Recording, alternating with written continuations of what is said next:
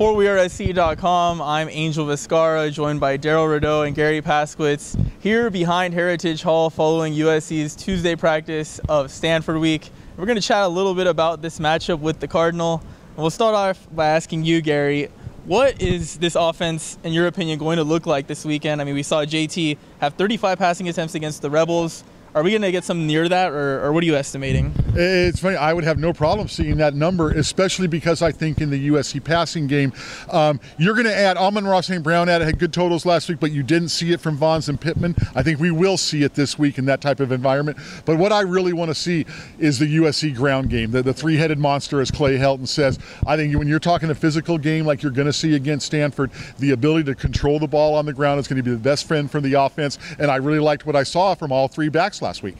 All right, Darrell, what do you think this offense is going to look like this weekend? Well, I do think also that this offense is going to look to make a statement. I think last week, although Cedric Ware rushed for 100 yards, it wasn't quite the type of showing that this offense is capable of. So expect to see more of a dominating presence from the offensive line, maybe a little bit of a pride check going up into the farm. All right, for sure. And as we reflect a bit on that UNLV game, the Trojans did give up 308 yards on the ground defensively. You mentioned his name, Bryce Love. That's somebody that we can't afford to let get off and go off like he did in past weeks. What do you think about the Trojans' run stop? Well, last year did a very good job against Love, and it's going to be interesting this year because Stanford did not run the ball well with Love in their first game, and USC did not stop the run well in their first game. So you've got two sides of the ball who are really looking to make a statement.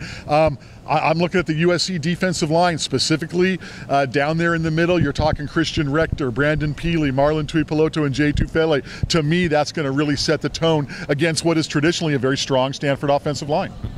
And look for USC's defensive line to maybe come in with an extra down lineman, maybe an underfront. Last year at times, especially at this juncture in the season, USC showed some uncharacteristic defensive lineups. They put 9 guys in the box, leaving the corners vulnerable. Although I don't see them leaving the corners vulnerable in this game, I do expect that there's going to be a lot of beef.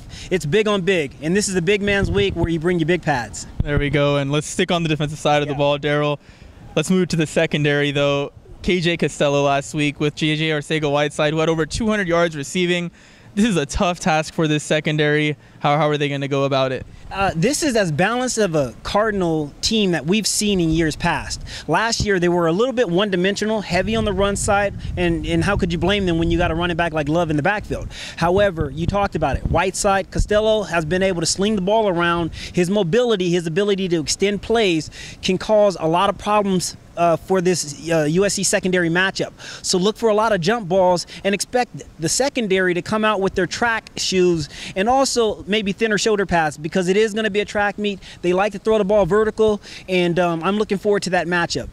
All right, and Garry Costello, a guy who we saw here in the SoCal prep ranks for a long time. You know how special he is. How dangerous could he be this weekend? Well, you see how dangerous he can be when you see against San Diego State the run isn't working, so they switch to him, and he lights it up for over 300 yards. I know Darrell mentioned the receivers. I'm always going to pay attention to the Stanford tight ends because not only can they block, but they have several of them. They're all tall and long, and so you look for them down the middle. They've hurt us before in the past. Always got to pay attention to them. Yeah, that's one thing that Helton mentioned in his presser. Stanford, always those long, lanky guys. They find ways to kill you in the secondary. But Darrell, as we look at this ball game, it's an early season test in conference. How big of a statement game is it for the Trojans? Well, if you go back just thinking about the last few years, either Stanford or USC, or in the case of last year's Pac-12 championship, both teams have not only contended and showed well early in the season by taking becoming the victor of this game and then kind of carrying that momentum into the Pac-12 season. Look for this game to give one a decisive edge on who's going to almost kind of be the front runner for the Pac-12 representative.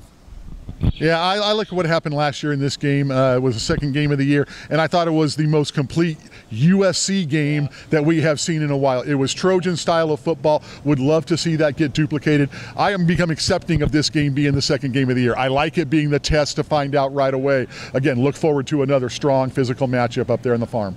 All right, an early crucible for JT Daniels. 2017 saw this matchup go very well for the Trojans as USC defeated them in week 2 and ultimately defeated them in Levi Stadium for that Pac-12 trophy. So we'll see if the Trojans can keep it going against Stanford this weekend up in NorCal. For WeAreSC.com, Angel Viscarra, Darrell Rideaux, joined by Garry Paskwietz. Big game for the Trojans.